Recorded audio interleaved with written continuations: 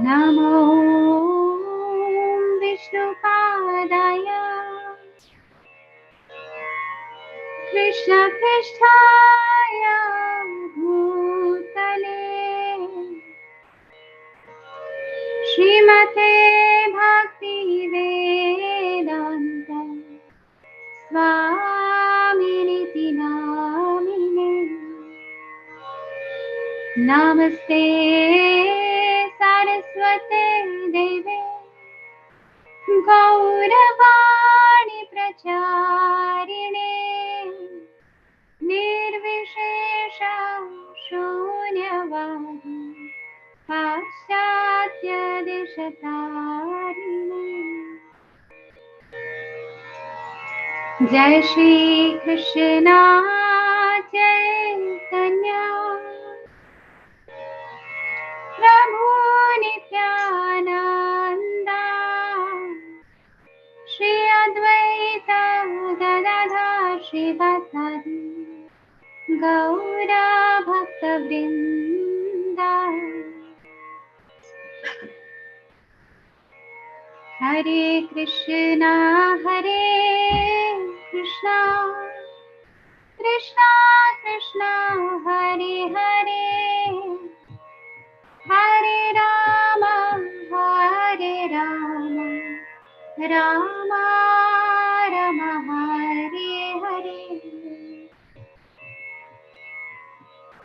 हरे कृष्णा कृष्णा कृष्णा हरे हरे हरे राम राम राम हरे हरे। हरे कृष्णा कृष्णा कृष्णा हरे हरे हरे राम राम राम हरे हरे। हरे कृष्णा कृष्णा कृष्णा हरे हरे हरे राम राम राम हरे हरे। हरे कृष्णा कृष्णा कृष्णा हरे हरे हरे राम राम राम हरे हरे। हरे कृष्णा कृष्णा कृष्णा हरे हरे हरे राम राम राम हरे हरे। जय नरसिंहदेव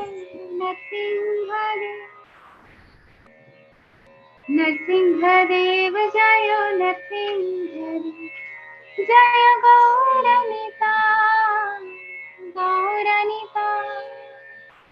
गौरनिताय जय गौरनिताय। जय जय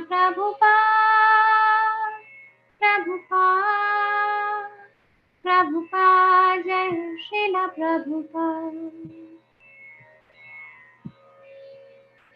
हरे कृष्ण।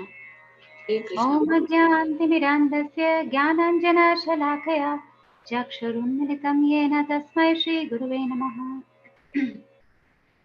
श्रीचैतन्यमनोभीष्टं स्थापितं येन भूतले स्वयं रूपः कदा मह्यं ददाति स्वपदान्तिकं।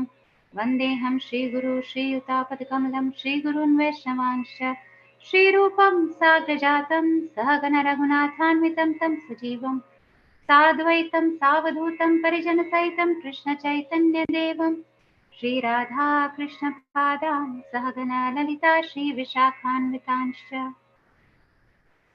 हे कृष्ण करुणा सिंधो दीनबंधो जगत्पते गोपेश गोपिका कांत राधा कांत नमोस्तुते तप्त कांचन गौरांगी राधे वृंदावनेश्वरी वृषभानुसुते देवी प्रणमामि हरिप्रिये वाञ्छाकल्पतरुभ्यश्च कृपा सिन्धुभ्येव च पतितानां पावनेभ्यो वैष्णवेभ्यो नमो नमः। नमो विष्णुपादाय कृष्णप्रेष्ठाय भूतले श्रीमते भक्तिवेदान्तस्वामिनिति नामिने नमस्ते सारस्वतीदेवे गौरवाणी प्रचारिणे निर्विशेषशून्यवादि पाश्चात्यदेशतारिणे जय श्री कृष्ण चैतन्य प्रभु नित्यानंद श्री अद्वैत गदाधर शिवसादि गौरभक्तवृंद हरे Krishna Krishna Krishna Hare Hare Hare Ram Ram Ram Hare Hare. Hare Krishna and then with pranams to everyone. So today we are going to be starting with a new bhajan, and this is Shuddha Bhakta Charanarenu. Bhagavati Mataji, will it be possible for you to share it?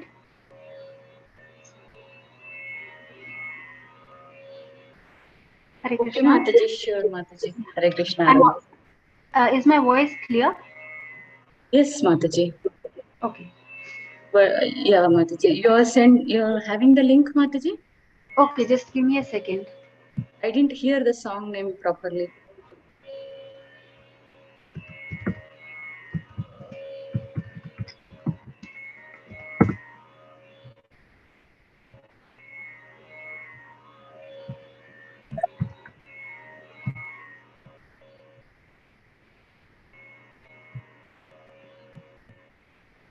Hare Krishna Mataji. I just put it in the chat box. So Okay, Mataji. It's there, right? Okay. Yes, someone was saying something. Sukanya Mataji. Yes, just said Hare Krishna Mataji.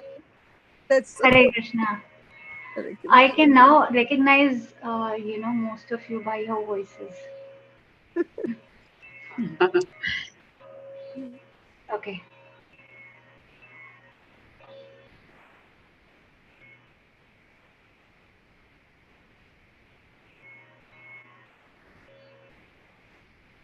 Okay, we're here now. Okay, so this is another beautiful bhajan that has been written by Bhaktivinoda Thakur, and this is it glorifies Ekadashi Vrata, and this song it used to be sung in the Gaudiya Math also on every Ekadashi. So here also in ISKCON also, so this is the custom that on Ekadashis we sing this bhajan. So we'll just look at it. So the first verse is Shuddha Bhakta Charana Renu Bhajana Anukula. Shuddha Bhakta Charana Renu Bhajana Anukula Bhakata Seva Parama Siddhi Prema Latikara Mula.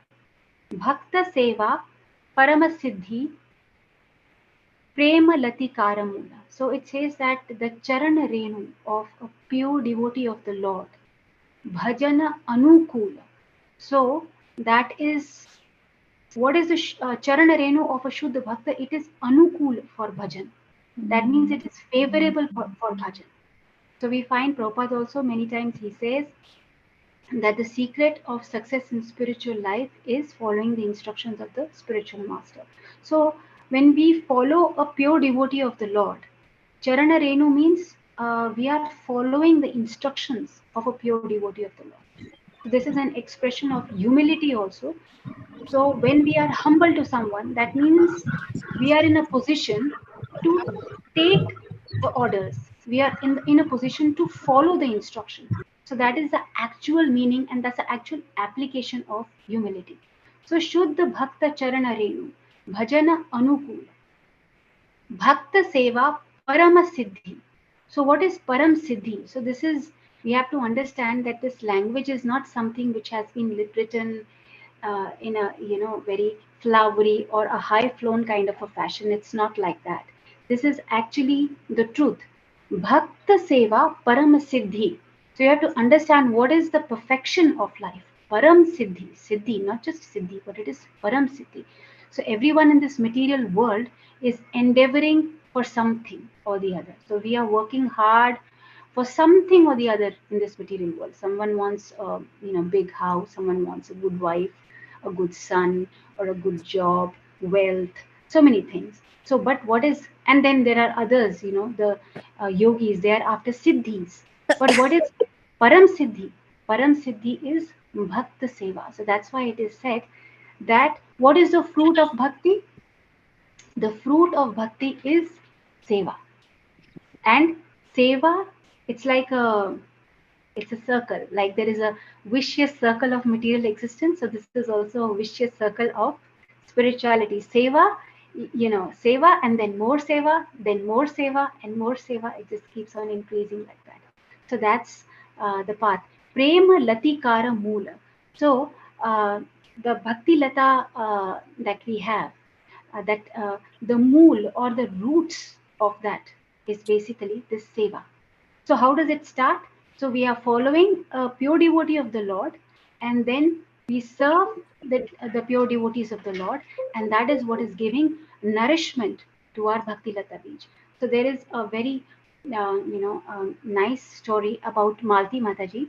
So I thought that I'll discuss this in class today. It's really very inspiring. So Malti Mataji and her husband Shyam Sundar Prabhuji.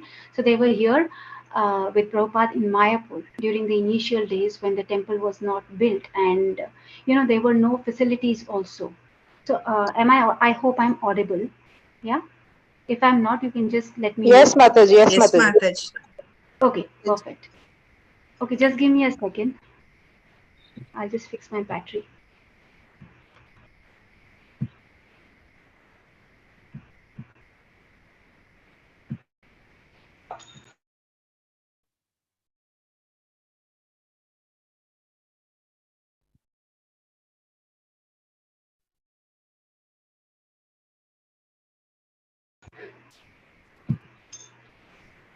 Yeah. Okay. So where was I? Yeah, Malati Mataji and Shyam Sundar Prabhuji. So they had come here with Prabhupada to Mayapur. And as I was just mentioning that there were no facilities, and Malti Mataji also had a small baby daughter, Saraswati. Okay, so she's popularly known as the first child in our Hare Krishna movement during the initial times when at the time where Prabhupada had his disciples. So her seva was really really tough. She was living in a thatched hut kind of an arrangement. It was like a sort of a tent only, and there was no regular supply of water also. They used to fill water from the, she used to do that from the hand pumps. And they were, her seva was that she used to cook for Prabhupada. And there were no facilities. There was a small stove, and there were two buckets, steel buckets, and she had to manage everything in those steel buckets only. And just before she would start cooking, so those buckets were also required in different other places, like they had to heat the water for Prabhupada and so many things. So it was all sharing.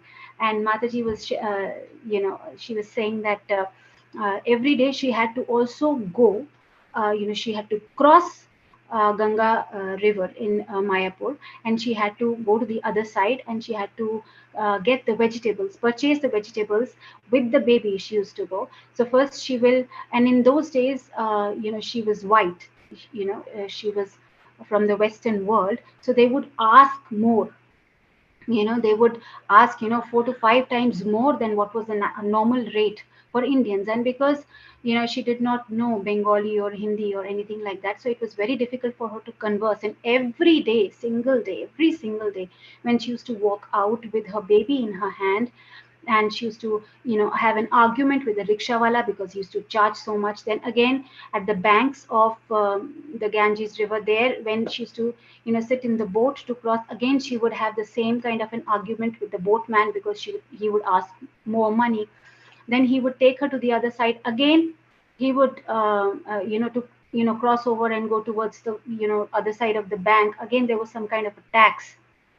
There also there was an argument. Then she will take another rickshaw, go to the vegetable market, and then buy the vegetables. So it was completely, she used to so much argument she had to do with the vendors.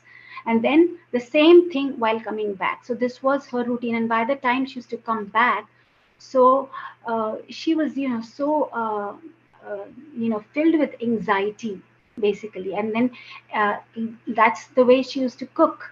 And then somehow she had to pacify her baby daughter, and so that she is peaceful, and then she will start cooking. And just because before she would start cooking, someone will come and take the stove, and then she will prepare the meal. And she would, because it was her desire, actually very strong desire, that she wanted to cook for Prabhupada, and she wanted to serve Prabhupada.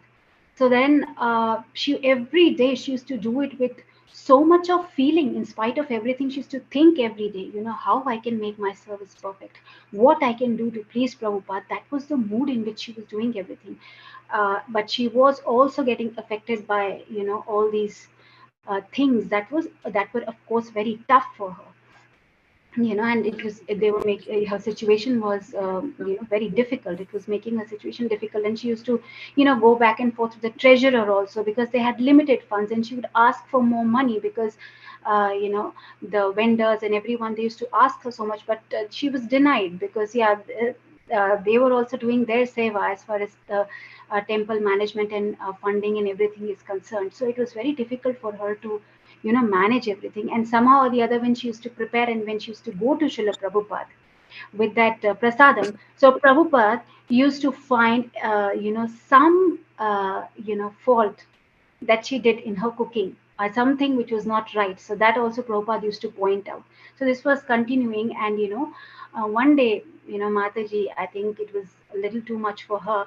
And so she just resolved in her mind that maybe she is not the person who should be doing this, because she's not able to manage, and maybe she's not qualified. So someone else can do it in a better way. So she thought, I'm just going to give it away, and then I'll tell Prabhupada. And so then she was also relieved that, okay, now so this is going to be the end of my troubles that I'm facing. I'll just go and tell Prabhupada that it is very difficult for me. Maybe you can have someone better. So then the devotees, they came and they told her that, Mataji, actually today some god brothers of Srila Prabhupada are coming, so you'll have to do the cooking.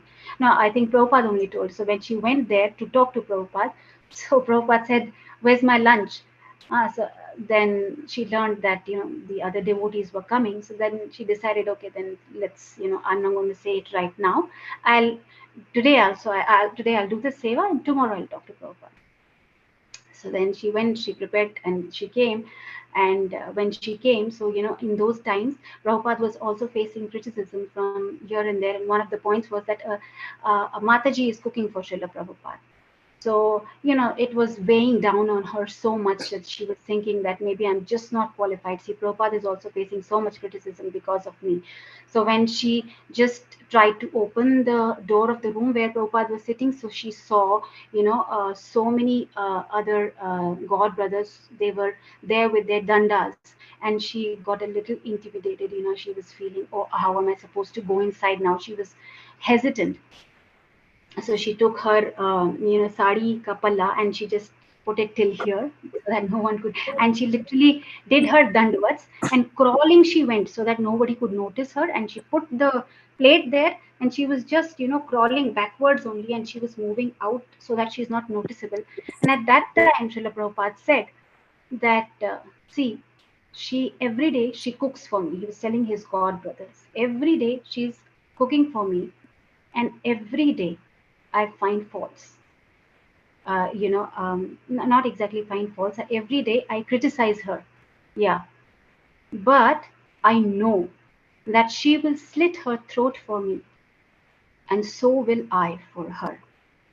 And when Malati Mataji, when she heard this, and inside her, Sarika, this veil, she started crying. And that time, actually, it really hit her deep inside that I had such a mundane conception of the relationship between a disciple and a spiritual master. So this relationship between a disciple and spiritual master is actually very deep.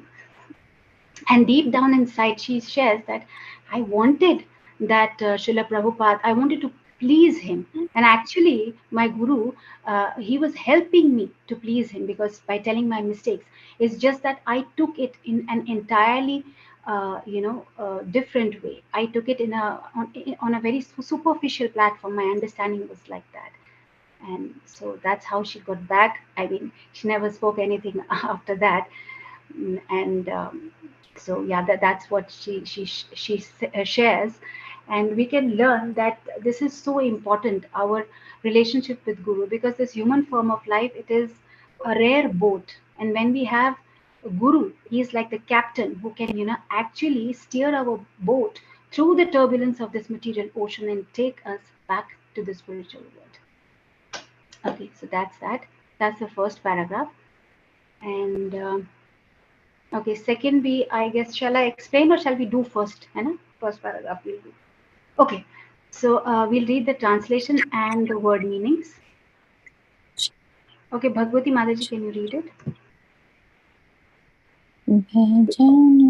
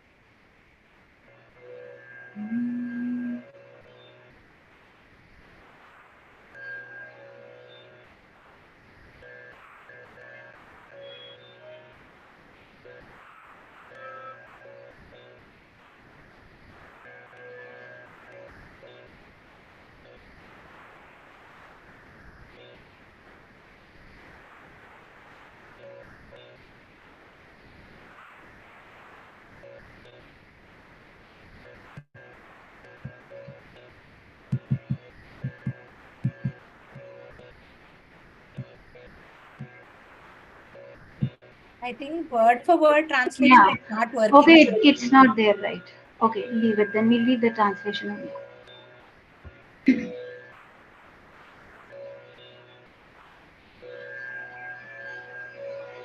Yes, Mataji. Someone can read it. Okay, Geeta Mataji. Hare Krishna Mataji, Dhanvat Pranam. Then. The dust of the lotus feet of pure devotees, enthusiastic devotional service, and service to the pure devotees of the highest order are the roots of the creeper of devotion. Yeah. Okay. Thank you so much, Mataji. Hare Krishna.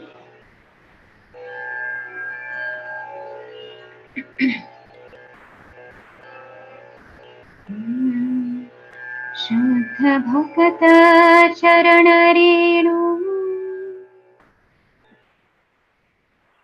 भजनानुकूला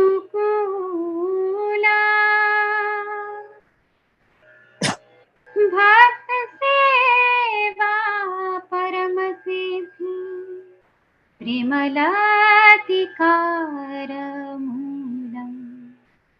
शुद्ध भक्त चरण रेणु भजनानुकूला भक्त सेवा परम सिद्धि प्रेमलातिकारमूलम्.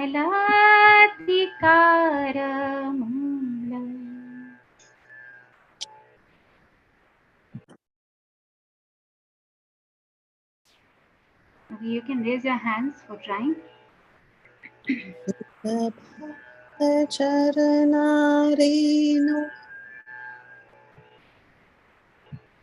Okay, Sukanya Mataji.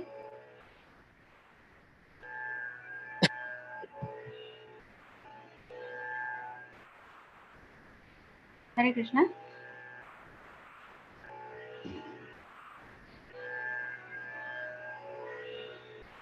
Hare Krishna. Sukanya Mataji, you can start. Hare Mataji, Dhanvat Pranam. Bhagat charanu bhajana anukula भक्त सेवा परम सिद्धि प्रेम लतिकरा मूला. Mataji, can I follow with? एक मिनट. शुद्ध भक्त चरण रेणु. शुद्ध भक्त चरण रेणु भजनानुकूला.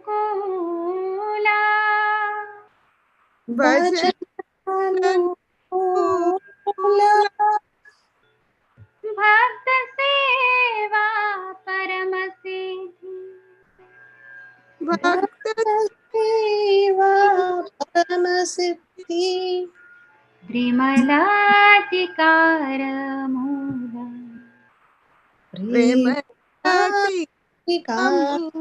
मूला. हरि बोल. I get the echo, Mataji. I don't know why. Okay. The Bhagat Charan Renu Bhajana Anukula Bhagat I can hear double voices. I think someone is not on mute. Premalati Karamula. Hare Krishna. Very nice. Very nice, Mataji. Hare Krishna. Hare Krishna. Okay. Divya Mataji. Mataji, I'll repeat after you, Mataji. Okay. शुद्ध भक्त चरण रेणु. शुद्ध भक्त चरण रेणु. भजनानुकूला. भजनानुकूला. भक्त सेवा परम सिद्धि. भक्त सेवा परम सिद्धि. प्रेमलातिकार मूला. प्रेमलातिकार मूला. प्रेमलातिकार मूला. प्रेमलातिकार मूला. Thank you, Mataji. Hari Bol. Very nice, Mataji. Mataji, is my voice, is my network okay, Mataji? You are able to hear? Very little. There was some disturbance, but better than before. Yeah. Okay, Mataji. I'll rectify it. Thank you, Mataji. Okay. Hare Krishna. Okay, Nirmala Mataji. Hare Krishna Mataji, Tandat Pranam Mataji.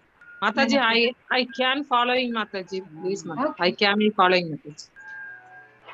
शुद्ध भक्त चरण रेणु. शुद्ध भक्त चरण रेणु. भजनानुकूला.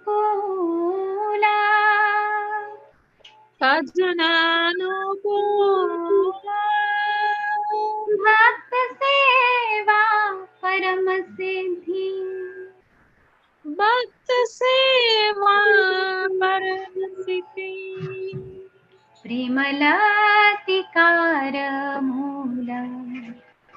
प्रेमलातिकार मूला. Hari Bol. Hare Very Krishna. nice. Hare Krishna. Okay. So, yes, Radhika Mataji. After you, Mataji. Hare Krishna. Hare Krishna.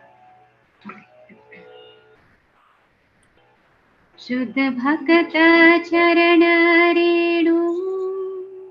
शुद्ध भक्त चरण रेणु. भजनानुकूला. भजनानुकूला. भक्त सेवा परम सिद्धि. भक्त सेवा परम सिद्धि. प्रेमलातिकार मूला. प्रेमलातिकार मूला. I think I have to practice a lot, Mataji. Hey, you're getting the tune. Sure, Mataji. I'll keep trying. Thank you. Hare Krishna. Mataji. Hare Krishna. Okay. Okay, Nirmala Mataji, have you tried? And Sukanya Mataji, you can lower your hands if you have tried. Hare Krishna And Mataji. yeah. Okay, Geeta Mataji, have you tried? No, Mataji, I Okay, haven't. please go ahead. Mataji, can I please repeat after you? शुद्ध भक्ता चरणारेणु शुद्ध भक्ता चरणारेणु भजनानुकूला भजनानुकूला भक्त सेवा परम सिद्धि भक्त भक्त सेवा परम सिद्धि प्रेमालतिकार मूला. Mataji, I haven't got the last line. Tune of the last line. प्रेमालतिकार Mula. प्रेमालतिकार Mula. Thank you, Mataji. Hare Krishna. Hare Krishna. Okay, Uma Mataji. Hare Krishna Mataji. Hare Krishna. शुद्ध भक्ता चरण रेणु भजन अनुकूला भक्त सेवा परम सिद्धि प्रेमलाधिकार मूला. हरे कृष्णा माताजी. Hare Bol. Very nice, Mataji. Slightly different tune, but very nice. Hare Krishna. Okay. Simran Mataji. Yes, Mataji. Bhakta charanarinu bhajanukula bhakta seva paramasiddhi. Wait, Mataji. Shuddha Bhakta Charanarenu. Shuddha Bhakta charanarinu Bhajananukula.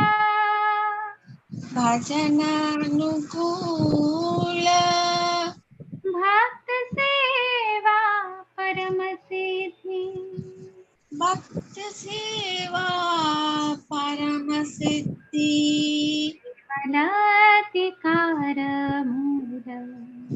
Premalatikara Mula. Hare Bol. Very nice. Hare Krishna Mataji. Okay, Padmaja Mataji. Hare Krishna Mataji. Hare Bol. Bhakta charanareno bhajananukula bhakta seva parama siddhi. Bhakta Seva Paramasiddhi. Bhakta seva parama siddhi premalatikara mula. Hare Bol. Hare Krishna. Thank you, Mataji. Okay, Rajlakshmi Mataji. Mataji, after you. Okay. Shruta Bhakta Charanarenu. Shuddha Bhakta Charanarenu Bhajananukula Bhakta Seva Paramasiddhi. Last line. Premalatikara Mula. Premalatikara Mula. Hare Krishna. Hare Bol. Hare Krishna. Very nice. Mataji. Okay, Shanti Mataji. Hare Krishna Mataji. Hare Krishna. शुद्ध भक्ता चरण रेणु भजन अनुकूला भक्त सेवा परम सिद्धि प्रेम लतिकार कुमूल. Mataji, not proper Mataji. Last two lines. Yeah. Bhakta Seva Paramasiddhi. भक्त सेवा परम सिद्धि Premalatikara Mula. प्रेमालधिकार मूल. Premalathikaramul. Okay, Mataji. Premalathikaramula. Premalathikaramul. Mula. Mula. Okay. Yeah, also we have to pronounce. Okay. Okay, Rajeshwari Mataji. Hare Krishna Maharaj. Shuddha Bhakta Charanarenu Bhajana Anukula. I think I'm wrong. Shuddha Bhakta Charanarenu. Shuddha Bhakta Charanarenu Bhajananukula. Bhajananukula Bhakta Seva Paramasiddhi. Bhakta Seva Paramasiddhi Vimalaticaramula. Premalathikaramula. Very good. Hare Krishna. Very nice. Mataji. Okay, Janki Mataji. Hare Krishna Mataji, Dandat Pranam. Dandat Pranam. Shuddha Bhakta Charanarenu Bhajananukula Bhakta Seva Paramase Premalathikaramula. Beautiful. Very nice, Mataji. Very good. Inspired by Mataji. Very nice. Hare Krishna. Okay, Divya Mataji, do you want to try again? Yes, Mataji. Mataji, is my voice clear now? Ah. Okay. Yes. You sing and then I'll see. Okay, Mataji. Shuddha Bhakta Charanarenu Bhajananukula Premalathikaramula. Third line it went, Mataji. Okay. Little bit in between here and there. Okay. So, Mataji, you are on a phone or you are on a laptop? Or Laptop, Mataji. Some issue actually I'm not understanding. Okay, so do you have the Zoom app or do you have the browser? How do you log in? Do you log in through the browser or like there's a Zoom I app? have a Zoom. I have a Zoom app, Mataji. Through that I joined. Okay, so try shifting it to the browser. Okay, I'll try now, Mataji. Because what happened was that I was also doing the same. Okay. And when I shifted to the browser, no, somehow those problems went away. Oh, I'll try, Mataji. Okay. Okay. Try and then we'll come back to you. Okay. Okay, Mataji. Thank you. Dhanwad. Very good. Okay, so you want to try again, huh? Hands are raised, huh? So Radhika Mataji, you want to try? Okay, just 1 second. Shobha Mai Mataji, I think you didn't get a chance. Please try. Hare Krishna Mataji, Dandat Pranam. Dandat Pranam.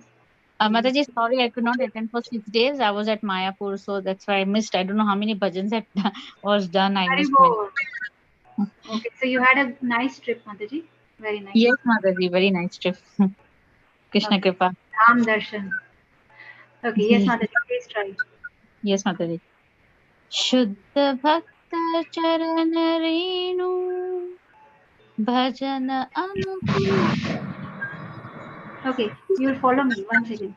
Yes. थोड़ा बहुत इधर उधर है, so we'll just correct that.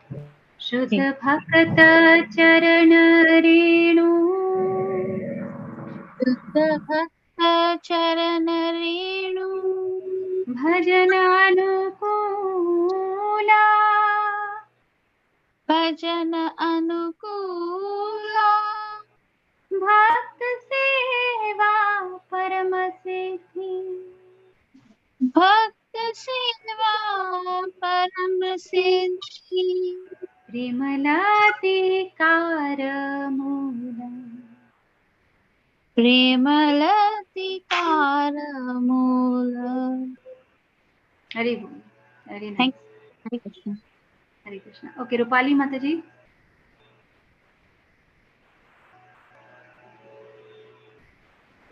Rupali Mataji. Hare Krishna Mataji. Hare Krishna. शुद्ध भक्त चरणेनु भजन अनुकूल भक्त सेवा परम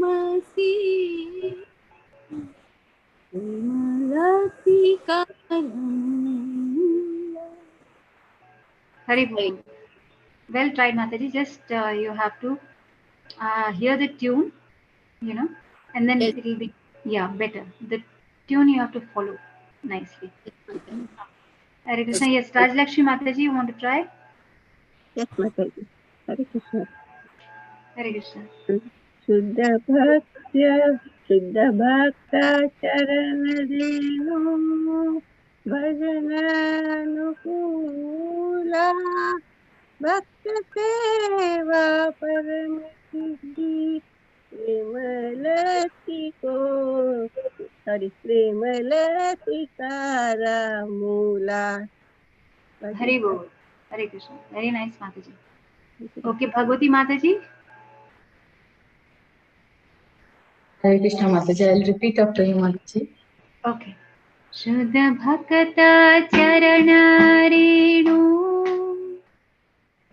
शुद्ध भक्त चरण रेणु भजनानुकूला भजनानुकूला भक्त सेवा परम सिद्धि भक्त सेवा परम सिद्धि प्रेमलातिकार मूला प्रेमलातिकार मूला. Hare Krishna. Very nice. Okay, Radhika Mataji, you had raised your hand. Do you want to try, Mataji? Yeah, sure, Mataji. I'll try. If it's getting late, we can go to the next para. But you want me to try? I'll try the first two lines. 1 second, Mataji. Okay, you can try. Sure, Mataji. Stuta bhakata charanarenu bhajana anukula bhakta seva paramasiddhi premalatikara moola. Hari Bol. Basic you have got. Now you have to refine this. Sure, Okay. Mataji. Okay, Hare Krishna. Okay, Harshita Mataji. Hare Krishna. Hare Krishna. Harshita Mataji. Hare Krishna Mataji. Hare Krishna. शुद्ध भक्त चरण Renu भजनानुकूला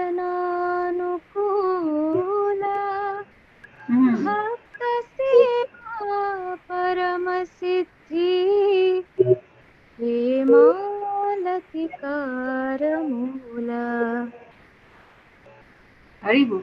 Beautiful, Mataji. Thank you, Mataji. Hare Krishna. Hare Krishna.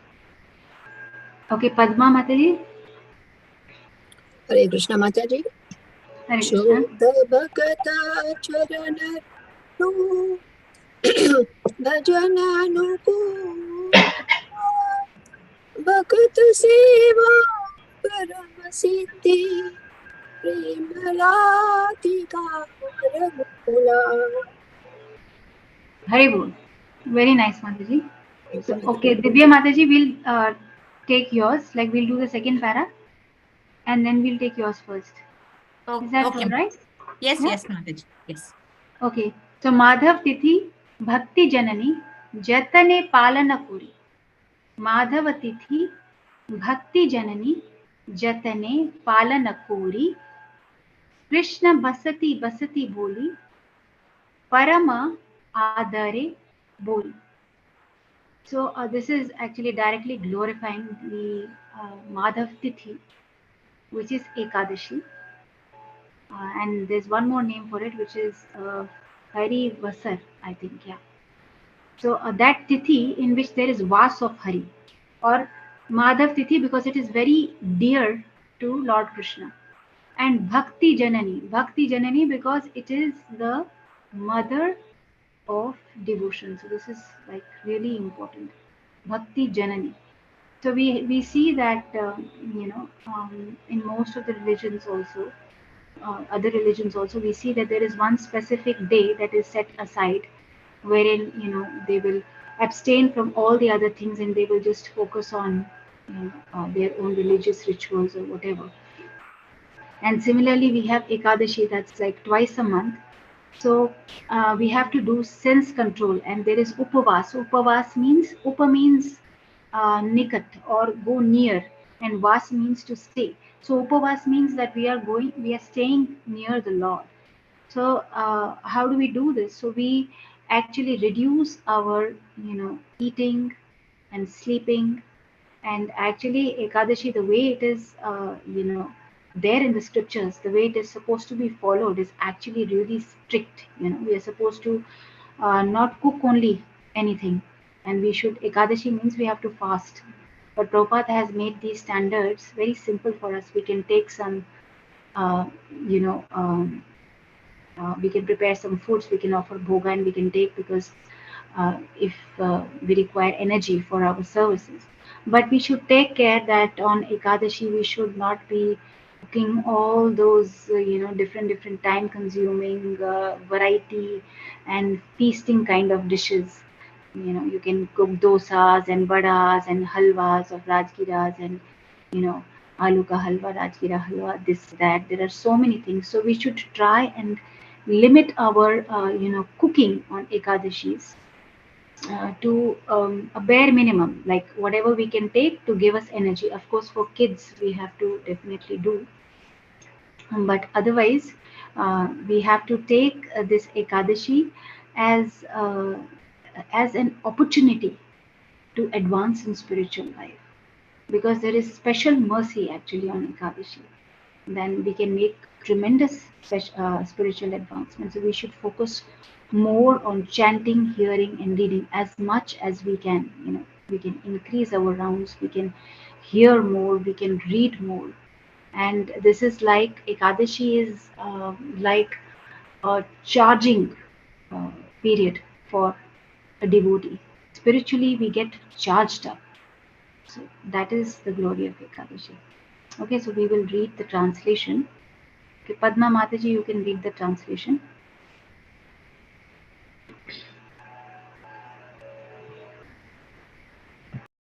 One minute. The second one, no?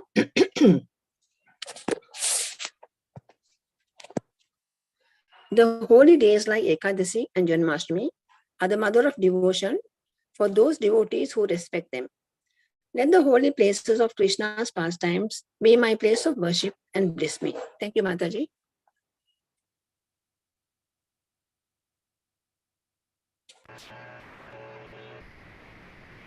Hare Krishna. शुद्ध भक्त चरण रेणु भजनानुकूला भक्त सेवा परम सिद्धि प्रेमलातिकार मूल शुद्ध भक्त चरण रेणु भजनानुकूला भक्त सेवा परम सिद्धि प्रेमलातिकार मूल माधव तिथि भक्ति जननी जतने पाला ना कोरी माधव तिथि भक्ति जननी जतने पाला ना कोरी कृष्ण बसती बसती बोलिए परमादरे बोरी कृष्ण बसती बसती बोलिए परमादरे बोरी. हरि बोल. Hare Krishna. Okay, Sukanya Mataji. Hare Krishna Mataji. Hare Krishna.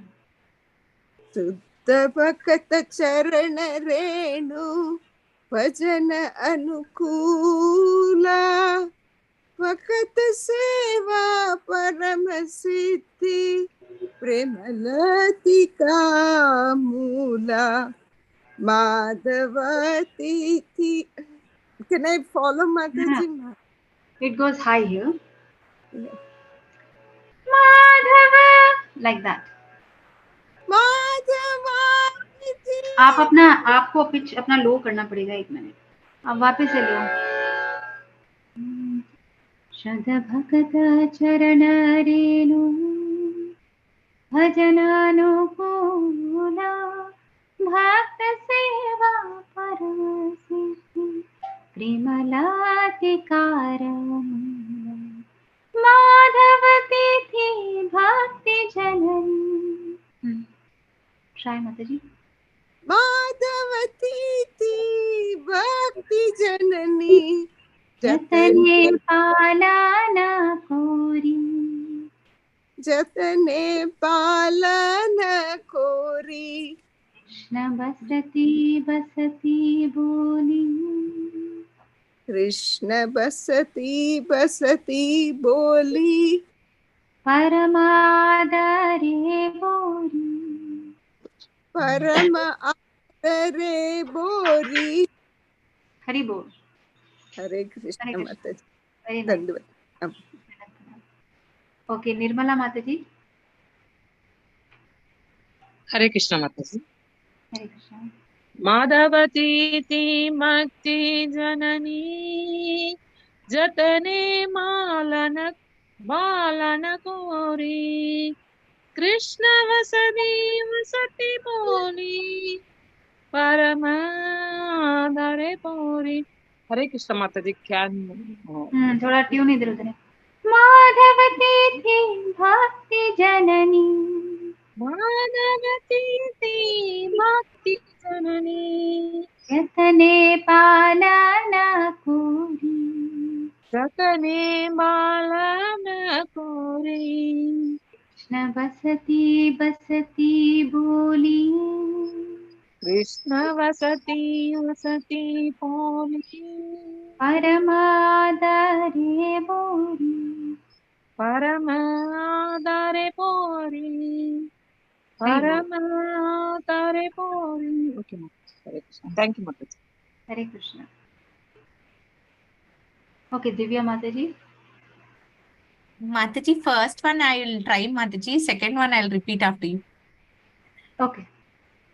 Shuddha Bhakta Charana Renu Bhajananukula Bhakta Seva Parama Siddhi Premalatikara Mula. Mataji, second one I will repeat after you. माधवती थी भक्ति जननी. माधवती थी भक्ति जननी जतने पालना कोरी. जतने पालना कोरी. कृष्ण बसती बसती बोली. कृष्ण बसती बसती बोली. परमादरे बोरी. परमादरे बोरी. हरि बोल. धन्यवाद प्रणाम माताजी. धन्यवाद. हरे कृष्णा. ओके, मिनल माताजी. हरे कृष्ण माताजी. धन्यवाद प्रणाम. आफ्टर यू माताजी. माधवती थी भक्ति जननी. माधवती थी भक्ति जननी जतने पालना कोरी. जतने पालना कोरी. कृष्ण बसती बसती बोली. कृष्ण बसती बसती बोली. परमादरे बोरी. Paramadare Bori. Hare Krishna. Hare Bol. Hare Krishna, very nice. Okay, someone else wants to try? Okay, Radhika Mataji. Hare Krishna Mataji. Hare Krishna. Buddha Bhakta Charanat Bhajananukula Bhakta Seva Paramasiddhi Premalatikara Second para, you want help? Okay, after me. माधवती थी भक्ति जननी माधवती भक्ति जननी जतने पालाना कोरी जतने पालाना कोरी कृष्ण बसती बसती बोरी बोली कृष्ण बसती बसती बोली परमादारे बोरी परमादारे बोरी. Hari Bol. Very nice, Mataji. Your Thank voice you. was also a little bit here and there. It was breaking, Mataji, because of the network only. Connectivity. Sure, Mataji. Thank you so much. Hare Krishna. Okay. Can I try, Mataji? Hare Krishna. Okay, yes. Bhagwati Mataji, please try. Shuddha Bhakta Charanarino Bhajananukula Bhakta Seva Paramasiddhi Premalatikara. This I'll repeat, Mataji. माधवती थी भक्ति जननी माधवती थी भक्ति जननी तने पालना कोरी इतने पालना कोरी कृष्ण बसती बसती बोली न बसती भसती बोली परमादरे बोली परमादरे बोली. Hari Bol. Very nice, Mataji. Hare Krishna. Okay, Padmaja Mataji. Mataji, second stanza I will try. Madhavati thi bhakti janani jatena palana kori. Your voice is breaking. Madhavati thi bhakti janani. No, Mataji. So, is Padmaja Mataji audible or is it for me? I just wanted to confirm. For me, it was audible only, Mataji. She is audible, Mataji. Yeah, she's audible. Hari Bol. Yes, Mataji, it's clear. I think Yes, only Mataji, you're it's not clear. hearing. It's clear. At my end, there was a problem. Yes. Okay, yes, Mataji, please try. Madhavati thi bhakti janani jatane palana kori. Krishna basati basati boli paramadare gori. Hari Bol. Very nice, Mataji. Hare Krishna. Okay, Rupali Mataji. Hare Krishna Mataji. Mataji, I will repeat after. So, you want to try after me? Yes, Mataji. Okay. माधवती थी भक्ति जननी जतने पालाना कोरी माधवती थी भक्ति जननी जतनी पालन कोरी कृष्ण बसती बसती बोली कृष्ण बसती बसती बोली परमे आदरे बोरी परमादरे बोरी Hari Bol. Very nice, Mataji. Hare Krishna. Okay. Okay. Radhika Mataji, you want to try? Hare Krishna. Yes, Mataji. Second para alone, right?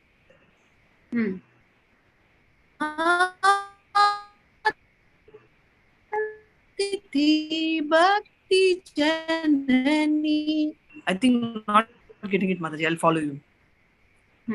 So you try after me, huh? Hare. Huh. माधवती थी भक्ति जननी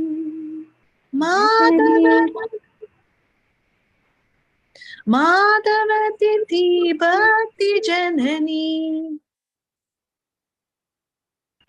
जतने पालना कोरी जतने पालना कोरी कृष्ण बसती बसती बोली कृष्ण बसती बसती बोली परमादरे बोरी परमादरे बोरी. Hari Bol. Thank you, Mataji. Hare Krishna. The first line is Madhava Titi. Is that how you write? Madhavati thi comes from up only. Madhavati thi. Sure, Mataji. Hare Krishna. Okay, Shanta Mataji. Hare Krishna Mataji, Dandvat Pranam. Dandvat Pranam. Sudha Bhakata Charanari Bhajan Anukula Bhakta Seva Nidhi Premalatikara Moola Madhavati Bhakti Janan Jitane Palana Kori Krishna Basati Basati Boli Parama Adare Bori. Very nice, Mataji. Just the first line. Madhavati thi bhakti janani. Madhavati thi bhakti janani. Chitane palani. Okay, Mataji, okay. Madhavati thi bhakti janani. Chitane palana kori. Is it right, Mataji? Yes, Mataji. Very nice. Krishna basati basati boli paramadare bori. Hari Bol. Very Hari nice, Bol. Mataji. Hare Krishna. Hari Bol. Pranam, Okay. Mataji. Raja Lakshmi Mataji. Hare Krishna Mataji. Second para Mataji. After you. माधवती थी भक्ति जननी माधवती थी भक्ति जननी जतने पालन पूरी कृष्ण बसती बसती बोली परम आदरे बोरी. Hari Bol. Very nice. Hare Krishna Mataji. Okay, Padma Mataji, your hand is raised. Yes, Mataji. Second verse, certain. Yes. Madhavati ti bhakti Madhavati ti bhakti janani Jetane palana kori Krishna basati Hari Bol. Hari Bol. Very nice, Mataji. Hare Krishna. Just little bit, the tune was. The last sentence. Last line. Last line, yeah. Paramadare Buri. Okay, you will break it. Paramadare Buri. Okay. Yeah, thanks, Mataji. Very good. Okay, Simran Mataji. माधवती भक्ति जननी जतने पालान कोरी कृष्ण बसती बसती बोली कृष्ण बसती बसती बोली कृष्ण बसती बसती बोली परम आदरे बोरी परम आदरे बोली Very nice. Hare Krishna. So I hope these two paragraphs are clear. Okay. So Simran Mataji, you tried. Padma Mataji, your hand is raised. Do you want to try or okay? Fine. No, Mata, I put it low. Okay. No. Okay, so please practice this, and the day after tomorrow we'll meet again, same time. And thank you so much for joining. Hare Krishna. Thank you, Mataji. Dandavat Thank you, pranam. Mataji. Hare Krishna. Hare Krishna Mataji. Thank you, Mataji. Dandavat Hare Krishna pranam. Mataji. Hare Krishna Mataji. Hare Krishna, Mataji. Thank you, Mataji. Thank you, Dandavat pranam. Mataji. Hare Krishna.